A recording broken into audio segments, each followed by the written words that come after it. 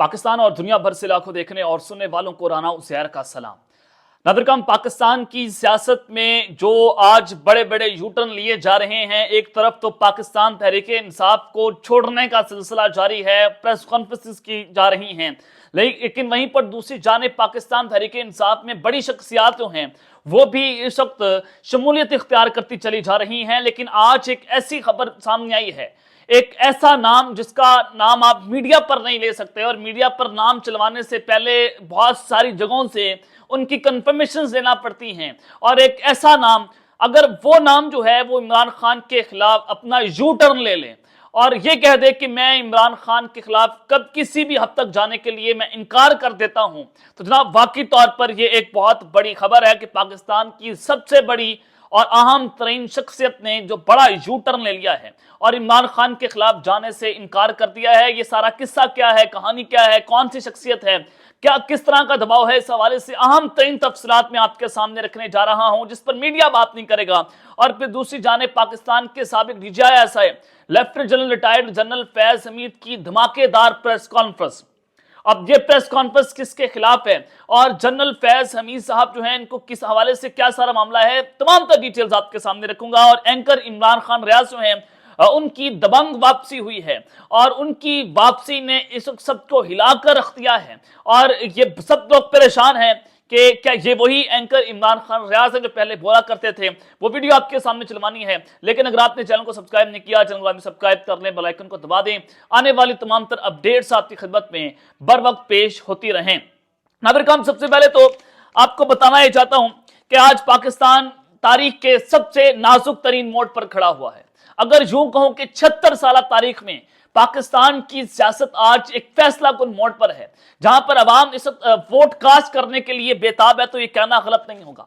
लेकिन आज हो क्या रहा है, डॉन न्यूज ये कहता है कि जनाब जो कुछ जनरल ज़िया के दौर में हुआ उससे बदतर आज हमें देखने को मिल रहा है। अब ये आवाजें बंद हैं, गटर सहाफत हो रही है, सियासत का सारा माहौल आपके सामने है कि पाकिस्तान की सियासत में इस वक्त पर्सनल अटैक्स किए जा रहे हैं।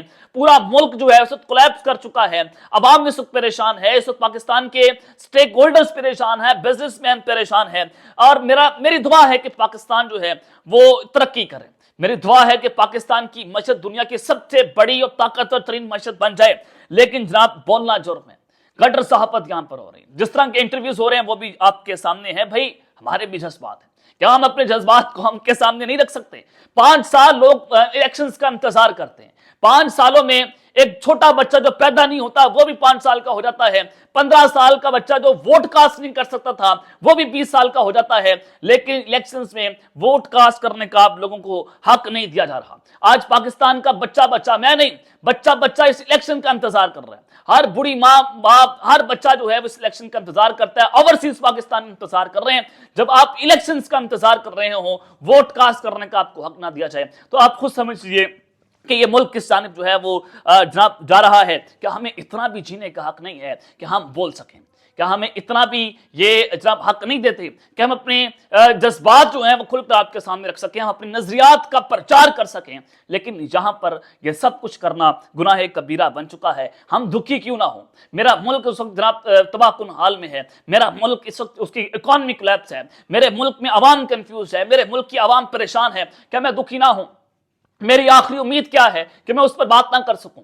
अब इन तमाम तर मौज़ूआत पर बात करने के लिए मुझे लाख बार सोचना पड़ता है कि मेरी जान को इस वक्त खतरा है। तो जनाब ये सारी चीजें तो आपके सामने हैं, लेकिन आपको बताना चाहता हूं कि पाकिस्तान की जो पब्लिक पल्स है वो कहां पर खड़ी हुई है। एक जानिब तो नवाज शरीफ साहब पाकिस्तान के वज़ीर आज़म बनते हुए नजर आ रहे हैं, जो बज़ाहिरन आपको एक माहौल नजर आ रहा है, लेकिन जो मेरे ज़राए हैं वो तो ये बार बार बता रहे हैं कि इस वक्त बड़ा अपसेट होगा, चाहे इमरान खान साहब वज़ीर आज़म बने या ना बने, लेकिन नवाज शरीफ भी वज़ीर आज़म पाकिस्तान नहीं होंगे, बल्कि किसी और शख्सियत को जिसका नाम भी आप नहीं पहचानते होंगे वो वज़ीर आज़म पाकिस्तान बन जाएगा। तो रिपब्लिक पॉलिसी ने एक बहुत बड़ा सर्वे किया और पिछले 1 साल के अंदर जो सोशल मीडिया पे पॉपुलैरिटी थी, ऑर्गेनिक पॉपुलैरिटी, वोट्स निकाल कर ऑर्गेनिक, यानी कि आप या मेरे जैसे लोगों ने जो वोट कास्ट किए इमरान खान के लिए, तो उस सब के अंदर पीटीआई, पीएमएलएन और पीपल्स पार्टी कितनी आवाम के अंदर मकबूल है। तो रिपब्लिक पॉलिसी है, उन्होंने जिस सर्वे में बताया कि 81% लोग पाकिस्तान तहरीक इंसाफ के साथ जो है वो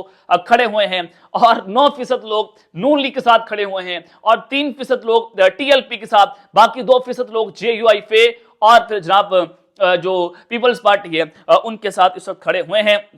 तो ये सारी चीजें जनाब आपके सामने है कि इस वक्त इमरान खान साहब की पॉपुलैरिटी कहां पर है, इमरान खान साहब स्टैंड कहां पर कर रहे हैं। लेकिन सबसे पहले आपको बताना चाहता हूं कि पाकिस्तान की सबसे बड़ी ताकतवर शख्सियत जो है उसने एक बहुत बड़ा यू टर्न ले लिया है। फिर बता रहा हूं कि यू टर्न लिया गया। यू टर्न किस पर लिया गया है? कौन से 4 ऐसे लोग थे जिनको डील ऑफर्स हुई, इंटरव्यूज ऑफर हुए, किसने इस पर लात मार दी, किसने कहा कि जी हां मैं इस पर इंटरव्यू करने के लिए तैयार हूं, और इमरान खान के खिलाफ उन लोगों ने जाने से इनकार कर दिया है। और फिर जनरल फैज हमीद साहब जो हैं उनकी प्रेस कॉन्फ्रेंस की बात हो जाए, तो ये सारा किस्सा क्या है, ये तमाम तर खबरें मैं वन करके आपके सामने जनाब रख देता हूं। और आपने देखा कि फराह गोगी जो हैं उनकी एक स्टोरी चली और किसी सहाफी ने उसको ऑन नहीं किया। यानी कि आमतौर पर होता यह है कि जब इन्वेस्टिगेटिव स्टोरी आपके सामने ब्रेक होती है तो एक इन्वेस्टिगेटिव जर्नलिस्ट उसको टिकअप करता है। वो जनाब अपने पास, जैसे इससे पहले पाकिस्तान की बहुत सारी शख्सियात की, अहमद उनारी साहब ने जो स्टोरी ब्रेक की थी, उससे पहले बहुत सारी स्टोरीज ब्रेक हुई। अरशद रशीद साहब जो है इन्वेस्टिगेटिव जर्नलिज्म पाकिस्तान में करते रहे, और उसके बाद शहजेब खानजादा साहब ने एलपीजी स्कैंडल इमरान खान साहब के दौर में निकाला, और इमरान खान साहब का तोशाखाना का केस हुआ, वो भी उन्होंने एक इंटरव्यू किया था। तो ये इन्वेस्टिगेटिव रिपोर्ट्स होती हैं जिसको निकाल कर वो सामने लेकर आते हैं। लेकिन जो फराह गोगी का मामला था उस पर किसी भी सहाफी ने ये इन्वेस्टिगेटिव रिपोर्ट जो है वो अपने चैनल पर शाया नहीं की, बल्कि तमाम पाकिस्तान की मीडिया चैनल्स जो हैं वो एक ही खबर नशर कर रहे थे, और उस पर बीपर देने वाले लोग पाकिस्तान के ऐसे सियासतदान थे जिनको शायद घर के अंदर कोई नहीं पूछता। फिरदौस आशिक अवान अपने हल्के के अंदर जाए और 1000 से ऊपर वोट लेकर मुझे दिखा दे, मैं मान जाऊंगा कि फिरदौस आशिक अवान पाकिस्तान की मकबूल लीडर है या पाकिस्तान की मकबूल है। मैंने घर में इनको वोट देने के लिए बंदा तैयार नहीं है, और हमारे ऊपर आकर ये लोग भाषण झाड़ते हैं। लेकिन जनाब इस सबके अंदर रऊफ क्लासरा और सुहेल भट्टी साहब, ये सहाफी हैं, इन्होंने जनाब स्टोरी ब्रेक की है, और ये स्टोरी में क्या बात कर रहे हैं मैं आपके सामने रख देता हूं। यानी कि 2 सहाफी हैं और इन्होंने फराह गोगी वाली स्टोरी ब्रेक नहीं की, बल्कि इन्वेस्टिगेटिव रिपोर्ट्स जो है वो ब्रेक की है, और इन्होंने दावा किया है कि पाकिस्तान का सबसे बड़ा बिजनेस टाइकून, अब ये सबसे बड़ा बिजनेस टाइकून जब इसकी बात होती है, अलकादरी ट्रस्ट केस में इनका नाम है, और इससे पहले मलिक रियाज साहब, मैंने चले नाम दे दिया है, तो ये जनाब पाकिस्तान की एक बड़ी अहम शख्सियत हैं, और बड़ी अहम तरीन, बड़ी ताकतवर तरीन आप इसको कह सकते हैं, जरदारी साहब के बड़े करीब। और फिर कहा जाता था कि ये इमरान खान के बड़े करीबी साथी हैं। बुशरा बीबी और मलिक रियाज की जो डायमंड की अंगूठी की बात हो रही थी, उसकी ऑडियो लीक्स जो है वो भी जनाब आपके सामने आई। तो मलिक रियाज साहब के हवाले से सबसे पहले आपको बताना चाहता हूं कि उनको अब तक वो कहा गया था कि वो इमरान खान के खिलाफ वादा माफ गवाह बेशक ना बने, लेकिन वो इमरान खान के खिलाफ बड़ी गवाही दे दें अलकादरी ट्रस्ट केस के अंदर। तो फिर जराए ने बताया कि वो मान गए थे, उन्होंने हामी भर ली थी कि जी हां मैं ये सारा काम करने के लिए तैयार हो जाऊंगा, लेकिन ऐन मौके पर आकर उन्होंने जनाब मलिक रियाज साहब ने ये सब कुछ करने से साफ साफ इनकार कर दिया है कि वो इमरान खान साहब के खिलाफ किसी भी किस्म की कोई गवाही जो है वो नहीं देंगे। और फिर जो रऊफ क्लासरा और सुहेल भट्टी साहब कहते हैं कि इस्लामाबाद के 2 बड़े एंकर्स, 2 बड़े सहाफी, यानी कि सहाफत का लबादा ओढ़कर कैसे डीलें करवा रहे हैं वो आपने सुनना है कि 2 बड़े सहाफी फिर एक त्यारे के जरिए पाकिस्तान से दुबई गए, और दुबई में जाकर उन्होंने मलिक रियाज को मनाने की कोशिशें की कि मलिक रियाज साहब आप कोई बयान चांद दे दें, कोई मसला नहीं है, आपकी जान छूट जाएगी। मलिक रियाज साहब ने कहा कल को वो वज़ीर आज़म बन जाएगा, वो मेरी मंजी ठोक के रख देगा, मैं उसके खिलाफ किसी भी किस्म का कोई बयान देने के लिए तैयार नहीं हूं। और फिर उसके बाद हुआ ये कि मलिक रियाज साहब जो है उनको कहा गया कि आपका 1280 अरब रुपए का जो करप्शन स्कैंडल है हम उसको निकाल कर ले आएंगे और आपके लिए बड़ी मुश्किलात जो है वो खड़ी हो जाएंगी, तो आप जो है वो कुछ ना कुछ करें। तो फिर मलिक रियाज साहब जो है थोड़े ठंडे पड़े हैं और जराए बता रहे हैं कि अभी तक उन्होंने किसी भी किस्म का कोई बयान देने से जो है उसकी हामी नहीं भरी, लेकिन वो तैयार होते हुए इस वक्त नजर आ रहे हैं। अलिल बिट आप उसको कहते हैं, थोड़ा बहुत जो है उनका ज़हन बनना जो है वो शुरू हो गया है, वो इमरान खान साहब के खिलाफ कोई ना कोई किसी भी किस्म का बयान जारी जो है वो कर सकते हैं। इससे पहले फराह गोगी जो है उनको भी ऑफर की गई कि वो डील या कोई इंटरव्यू कर दें, लेकिन उन्होंने भी सब कुछ करने से जो है वो इनकार कर दिया था। पहले जरा ये बता रहे थे कि फराह गोगी जो है उनके साथ कोई मामला हैं, बाकी पाकिस्तान के जो आला हुकाम हैं उन्होंने जब उनके साथ रब्ता किया था اور کہا گیا تھا کہ وہ مان گئی ہیں. ڈان نیوز نے بھی اس پر سٹوری کی تھی کہ وہ کسی حد تک عمران خان کے خلاف بیان دینے کے اوپر جو ہے مان گئی ہیں, لیکن فرح گوگی نے اب تک جو ہے وہ کسی بھی قسم کا بیان دینے سے انکار کر دیا ہے. اب یہ دو شخصیات ہو گئی ہیں. اب آپ کو بتانا چاہتا ہوں کہ تیسری بڑی شخصیت کون سی ہے. بشریٰ بی بی صاحبہ, عمران خان صاحب کی اہلیہ, ان کو بھی کہا گیا کہ آپ بھی عمران خان کے خلاف بیان جو ہے وہ دے دیں. اب 3 دن پہلے آپ کو میں نے یہی خبر بریک کی تھی کہ بشریٰ بی بی جو ہے ان کو بھی پریس کانفرنس کا کہا جا رہا ہے, لیکن انہوں نے انکار کر دیا ہے. اور یہی خبر کون دے رہا ہے؟ رؤف کلاسرا صاحب اور سہیل بٹی صاحب. ہماری خبر کی تصدیق ہوئی ہے یہاں پر, جو خبر میں آپ کو بریک کر رہا تھا. اور ساتھ ہی خاور مانیکا صاحب جو ہیں وہ عمران خان کے خلاف پریس کانفرنس کرنے پر تیار ہو چکے ہیں, اور ان کو ڈیل آفر ہوئی ہے, اور یہ عمران خان پر پرسنل اٹیکس کریں گے, چاہے وہ دوران عدت نکاح کا معاملہ ہو, اور بشریٰ بی بی کے اوپر جو ہے وہ اس طرح کے کریکٹر اسیسینیشن کی جائے گی, عمران خان کی کریکٹر اسیسینیشن کی جائے گی, تو خاور مانیکا جو ہیں ان کی جو پریس کانفرنس یا ان کا انٹرویو یا ان کا بیان ایک بہت معنی خیز اور پاکستان میں ایک سیاست کے اندر دھماکہ دار بیان آپ اس کو جو ہے وہ کہہ سکتے ہیں. کسی بھی وقت وہ آپ کے سامنے آ جائے گا, اور یہ بیان جو ہے وہ اس پائپ لائن کے اندر موجود ہے.